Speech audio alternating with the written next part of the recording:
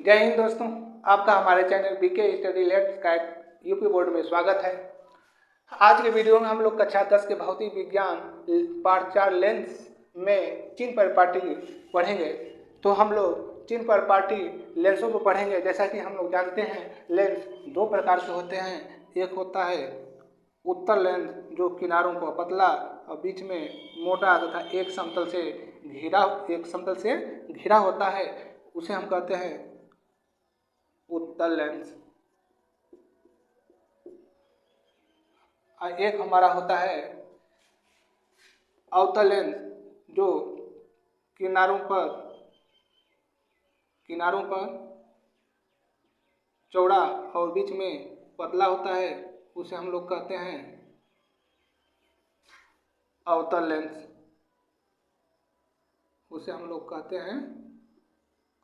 Lens. इसे हम एक समतल लेंस से जोड़ देंगे तो हम लोग इसी लेंसों पर चिन्ह परिपाटी के बारे में पढ़ेंगे। तो जैसा कि हम लोग इससे पहले वाली कक्षाओं में पढ़ चुके हैं कि लेंसों पर प्रतिबिंब का बनना, तो प्रतिबिंब को बनने के लिए हमें एक मुख्य अक्ष की जरूरत पड़ती थी, जिसमें हम लोग लेंस के वक्रता केंद्र को एक काल्पनिक रेखा द्वारा सीधी मिला देते थे। और दूसरा हमारा ये समतल पृष्ठ को जिस बिंदु पर काटता था उसे हम लोग सी कहते थे। और उत्तल लेंस के पीछे हमारा F1 होता था, वहीं सामने हमारा F2 होता था।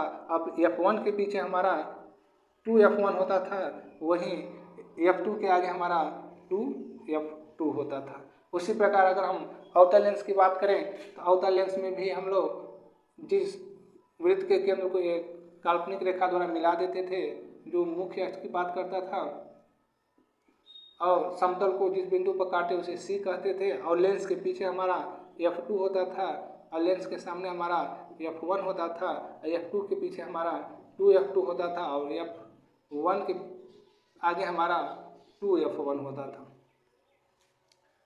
इसमें अगर हम उत्तल लेंस की बात करें तो 6 स्थितियां बनती थी। एक हमारी स्थिति अनंत पर बनती थी, ए बी वस्तु अनंत पर रहती थी। दूसरी स्थिति हमारे अनंत और 2F1 के बीच बनती थी। जब वस्तु हमारी ए बी अनंत पर रहती थी तो हमारी प्रतिबिंब जो था F2 पर बनता था, ए डैश बी डैश। जब वस्तु हमारी अनंत और 2F1 के बीच आती थी तो जो हमारा प्रतिबिंब था F2 और 2F2 के बीच में बनता था, ए dash B dash.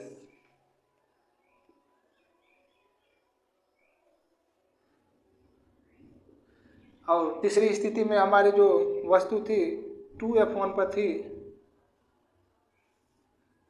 A B, और इसका जो प्रतिबिंब था 2F2 पर बनता था, ए dash B dash.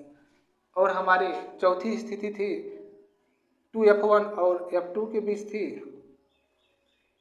A B, और इसका जो प्रतिबिंब था 2F1 और 2F2 और अनंत के बीच बनता था। और पांचवी स्थिति की बात करें तो पांचवी स्थिति थी हमारी जो मुख्य फोकस आने F1 पर ए बी था, इसका जो प्रतिबिंब था अनंत पर बनता था, जिसे हम लोग ए डैश बी डैश कहते थे। और छठी स्थिति थी जो F1 और प्रकाशित केंद्र में के बीच था, ए और बी, और इसका जो प्रतिबिंब था वो लेंस के पीछे बनता था, अर्थात ए डैश बी डैश। यही हमारी 6 स्थितियां थी। अगर हम अवतल की बात करें तो अवतल में 2 स्थितियां होती थी। एक हमारी जो वस्तु रहती थी अनंत पर जब वस्तु ए बी थी तो हमारा जो प्रतिबिंब बन रहा था F2 पर बन रहा था। अगर उसी वस्तु को अगर हम लोग प्रकाशित केंद्र और अनंत के बीच में रख देते थे तो जो हमारा प्रतिबिंब था प्रकाशित केंद्र और F2 के बीच बनता था। अगर ए बी ए था तो इसे हम लोग ए डैश बी डैश कहते थे। इसी चित्र के अनुसार हमें चिन्ह परिपाटी बनाना है। इसमें हम लोग कुछ बिंदुओं पर ध्यान देंगे। एक किनारे पर लिखेंगे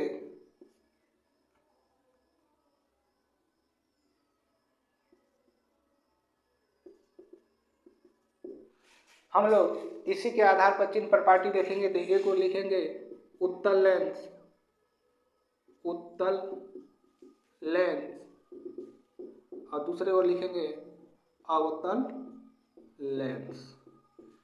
अगर हम चिन्ह पर पार्टी की बात करें तो पहला हमारा होगा फोकस दूरी, फोकस दूरी। हमारा दूसरा होगा वास्तविक, वास्तविक प्रतिबिंब की दूरी।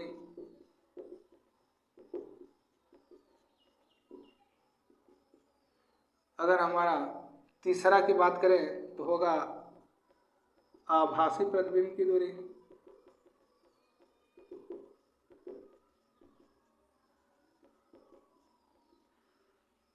अगर तीसरे की बात करें तो वस्तु की दूरी। अगर हम चौथे की बात करें तो वास्तविक प्रतिबिंब की लंबाई होगी। अगर हम लोग छठे की बात करें तो आभासी प्रतिबिंब की लंबाई होगी। अगर हम फोकस दूरी की बात करें तो उत्तल लेंस में देखेंगे जो हमारी फोकस दूरी है लेंस के सामने है। अगर हम प्रकाशित केंद्र से उस दूरी को नापें तो किरण की दिशा में नापेंगे तो हमारी जो फोकस दूरी उत्तल लेंस में होगी वो प्लस होगी। वहीं अवतल लेंस में जो हमारी फोकस दूरी होती है लेंस के पीछे होती है, अर्थात उसकी लंबाई जब हम प्रकाशित केंद्र से नापेंगे तो हमारी अवतल लेंस की जो फोकस दूरी होगी माइनस होगी। अगर वास्तविक प्रतिबिंब की दूरी की बात किया जाए तो जो हमारे वास्तविक प्रतिबिंब ये बन रहा है इसमें देखा जाए तो वास्तविक प्रतिबिंब की अगर दूरी नापा जाए प्रकाशित केंद्र से तो किरण की दिशा में नापेंगे तो वास्तविक प्रतिबिंब की अगर दूरी उत्तल लेंस में देखा जाए तो प्लस होगा। वहीं अवतल लेंस में देखा जाए तो लागू नहीं होगा क्योंकि उसमें वास्तविक प्रतिबिंब बनता नहीं है, लागू नहीं होगा। अगर आभासी प्रतिबिंब की बात करें तो हमारी आभासी प्रतिबिंब अगर उत्तल लेंस में देखा जाए लेंस के पीछे जो बन रहा है उसे हम आभासी कहेंगे, अर्थात अगर इसकी दूरी हम नापेंगे तो हमें किरण की विपरीत दिशा में नापना पड़ेगा अर्थात माइनस होगा। उसी प्रकार अवतल में भी नापना पड़ेगा, हमारा जो होगा माइनस यानी ऋणात्मक होगा। आभासी प्रतिबिंब की दूरी ऋणात्मक होगी। वहीं वस्तु की दूरी की बात करें, वस्तु हर किसी भी अवस्था में प्रतिबिंब लेंस के पीछे रखी जाती है, अर्थात वस्तु की दूरी दोनों लेंसों में माइनस होगी। वहीं वास्तविक प्रतिबिंब की लंबाई की बात किया जाए तो जो हमारे लेंस के सामने जो प्रतिबिंब बन रही है उसकी लंबाई की बात करें तो ये हमारे मुख्य अक्ष के नीचे बन रही है, अर्थात माइनस होगा। तो हमारी वास्तविक प्रतिबिंब की लंबाई जो होगी उत्तल लेंस में माइनस होगी और वहीं पर अगर अवतल में देखें तो लागू नहीं होगा, लागू नहीं होगा। अगर हम आभासी प्रतिबिंब की बात करें, प्रतिबिंब की लंबाई की बात करें तो उत्तल लेंस में आभासी जो प्रतिबिंब ऊपर बनेगा अर्थात मुख्य अक्ष के ऊपर बनेगा, इसका हमारी जो चिन्ह पर पार्टी होगी प्लस में होगी, ऊपर बनेगा। तो अगर हम अवतल लेंस में देखें तो इसकी भी आभासी प्रतिबिंब की लंबाई जो है ऊपर है अर्थात इसकी भी प्लस होगी। ये हमारी चिन्ह पर पार्टियाँ थी। इस चिन्ह पर पार्टी को हम लोग किसी समतल में चतुर्थांशों द्वारा भी हम लोग जान सकते हैं। अगर हम इसे समतल माने, इसे चतुर्थांश माने, ये हमारा तो इसे अगर हम मूल बिंदु 0 0 माने, इसे हम x अक्ष माने,